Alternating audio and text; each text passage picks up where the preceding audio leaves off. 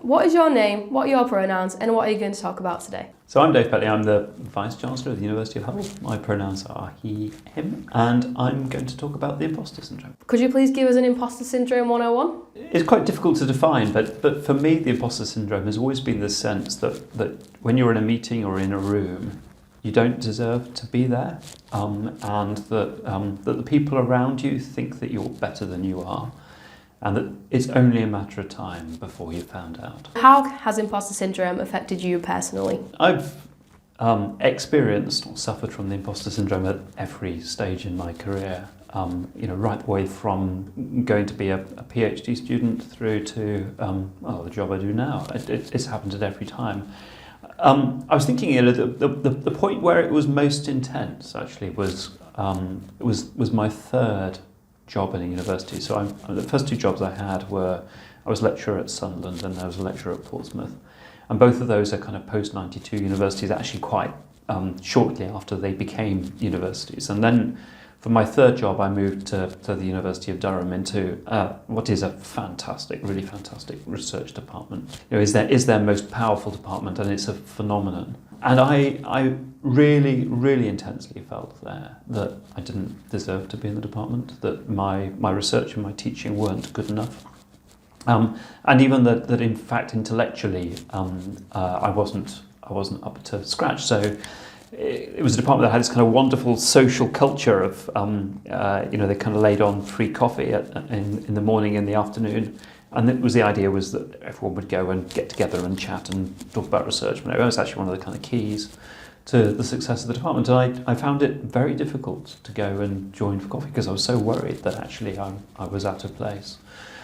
So that was the point at which I felt it most intensely, and it's not been as bad as that since. But it has been the case that every time I've started a new role, for the first few months or a year, I've been really anxious about whether I genuinely deserve to be in that position, and that's been right the way through my kind of academic career, but also into the leadership roles that I've had. I think the whole thing about the imposter syndrome is that you don't recognise that other people in the room are also feeling it. And people talk about it far more now than this was in 2000. People didn't talk about it very much. Actually, the imposter syndrome was discovered much earlier than that, but it was rarely discussed actually. So there is this sense that you're suffering it or you're feeling it alone. But of course, the weird thing about the imposter syndrome is that other people in the room have no idea that you're suffering it. Has Imposter Syndrome affected your career? I don't know. I honestly don't know because, in a way you don't have a counterfactual. So how would you have done without it is difficult to know. I think it's very easy to see the imposter syndrome as something that's very negative. And of course, in many ways it is negative. But in some ways, the fact that you are asking yourself questions, there is something about that is actually quite good. So once people started talking about the imposter syndrome more, and in particular when I moved into leadership roles and people started to talk about it, someone once said to me, and I think this is harsh, but I can kind of see where they're coming from, which is that you shouldn't worry about people who do suffer from the imposter syndrome. You should worry about those who don't. It's a really interesting take. Now, I actually don't think that that's true, but I think there is. And I think there are many brilliant people out there who don't suffer from it. But there is something about the fact that people are being very reflective of their own performance. They're thinking carefully about the environment that they're in and the way that they can influence it and the role that they play in a team. That's actually quite a good thing. So it certainly isn't at all clear to me that my career would have advanced more quickly or more successfully if I hadn't suffered from it. In fact, I might well think, really, that it's overall, it's not had a detrimental impact in terms of my career progression. It's certainly caused some sleepless nights, though. How can the people around you and the university do better or help you more? I think there's a number of things. One is we should recognise that people do suffer it, and where people do suffer it, we should seek to help them and support them, and in particular help people to understand that this is really something that's quite normal. it's not a problem if you don't, but really it's not a problem if you do. Second is, I think it's really important to talk about it. I worry that lots of people are suffering from it and that is holding back their careers. And so I think talking about it openly is really good. I mean, for me, the kind of third element of this is that actually the biggest single thing that can happen to help you overcome imposter syndrome is having a range of mentors and being willing to talk to them about it. Because in my experience, if you have 3 or 4 people who are further into their careers and you talk to them about it, at least half will turn around to you and say, "Oh yeah, absolutely. You know, it's quite normal." And in fact, most people I know who are in senior leadership roles have suffered from it as well, or in academic careers or whatever. And I think that understanding that whilst you feel when you have the imposter syndrome that it's something that's unique to you, but actually it really genuinely isn't, is incredibly empowering in itself. I mean, I'm very aware of the fact that different approaches suit different people, so I think that the university should have a range of ways of helping people to identify that this is something that they're suffering from, and also to overcome it. So, in my case, one-to-one conversations of people, who were further into their careers, who had overcome it, and were willing to talk about it, was really powerful. And for other people that might not work. It might be that a self-help group or a workshop or a course or an online course or whatever would be the right way to do it. So I think it is a case of identifying with a range of different people, what's going to work for them.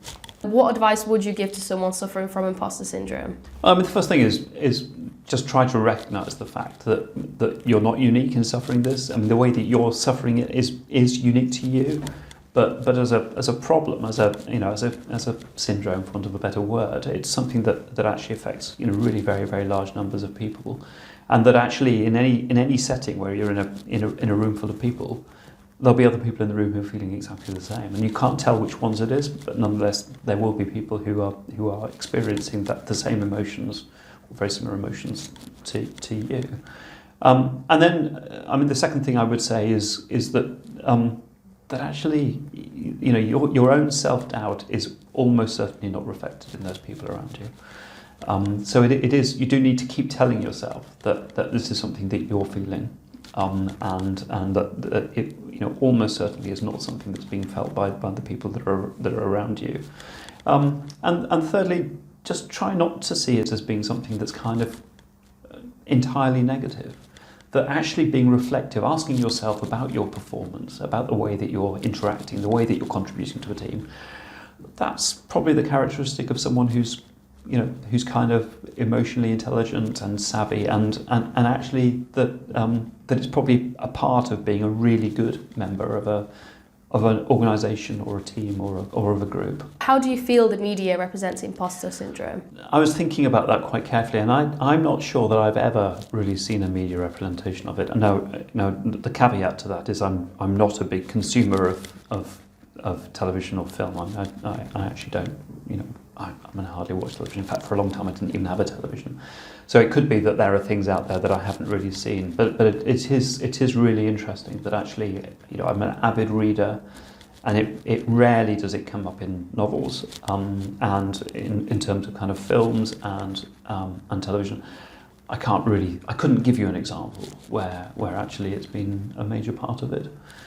So it is interesting actually that I think it's terribly underrepresented. Even when I read biographies of people who've gone, who've had successful careers in one field or another. Lots of those people who have written, an autobiography about their experience probably have suffered it. But people will very rarely, as far as I can see, actually admit it and talk about it.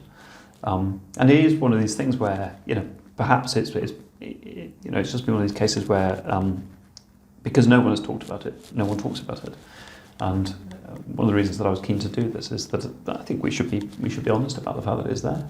Is there anything else you would like to say, or anything else you would like anyone to know about imposter syndrome? For me, there's two things. One is there's actually a really good American Psychological Association page about imposter syndrome, and it actually gives you a route into the kind of academic literature about it, how it was first identified and written about.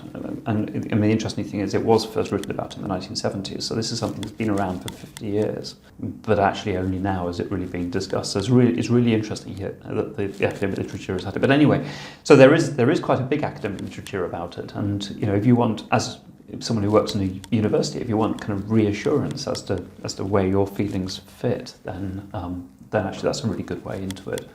The other thing is, I just make an interesting observation, which is that I told someone that not within the university that I was going to do this interview about the imposter syndrome, and they told me I shouldn't do it.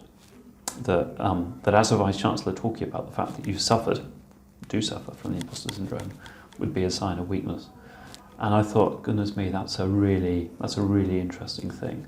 So that actually made me more certain that you should do it, because it's not a sign of weakness at all. It really isn't a sign of weakness. It's just something that lots and lots of people suffer, and you can be incredibly successful in your career despite it. And it may well be that you're incredibly successful in your career because of it.